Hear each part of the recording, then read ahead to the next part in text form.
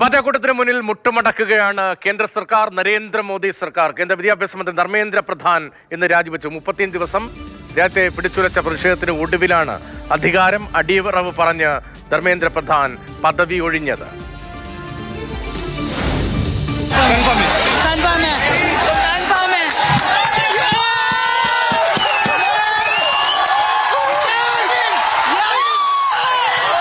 പരീക്ഷാക്രമക്കേടിൽ എല്ലാ വെല്ലുവിളികളെയും അതിജീവിച്ച് 1 മാസത്തിലധികം നീണ്ട യുവജന പ്രക്ഷോഭത്തിന് മുന്നിൽ മുട്ടുമടക്കി കേന്ദ്ര സർക്കാർ.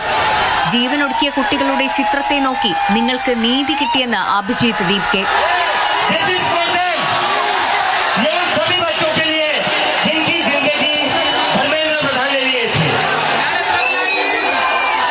ഇത് ഏകാധിപതിയുടെ പരാജയമെന്നും ജനാധിപത്യത്തിന്റെയും ഭരണഘടനയുടെയും വിജയമെന്നും പാറ്റകൾ ഉറക്കെ പറഞ്ഞു.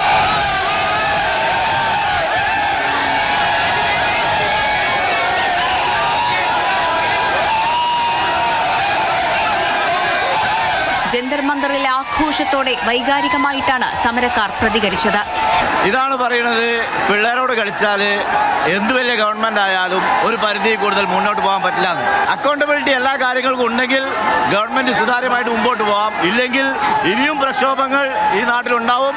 നരേന്ദ്രമോദിക്ക് പ്രധാൻ രാജിക്കത്ത് കൈമാറിയതോടെ രാജ്യമാകെ അലയടിച്ച വിദ്യാർത്ഥി യുവജന പ്രക്ഷോഭം ഐതിഹാസിക വിജയമാണ് കൈവരിച്ചത്.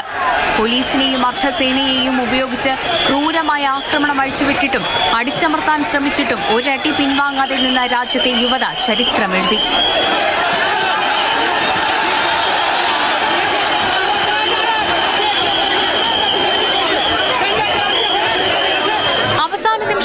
രാജി ഒഴിവാക്കാൻ കേന്ദ്രം ആഞ്ഞു ശ്രമിച്ചിരുന്നു.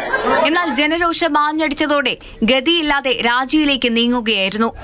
നാളെ വൈകിട്ട് 6 മണിക്ക് രാജ്യവ്യാപകമായി മെഴുകുതിരി കത്തിച്ച് മാർച്ച് സംഘടിപ്പിക്കുമെന്നും 24 മണിക്കൂറിനുള്ളിൽ പാർലമെന്റ് മാർച്ച് പുനരാരംഭിക്കുമെന്നും CJP പ്രഖ്യാപിച്ചതോടെ കേന്ദ്രം ശരിക്കും കെണിയിൽപ്പെട്ടു.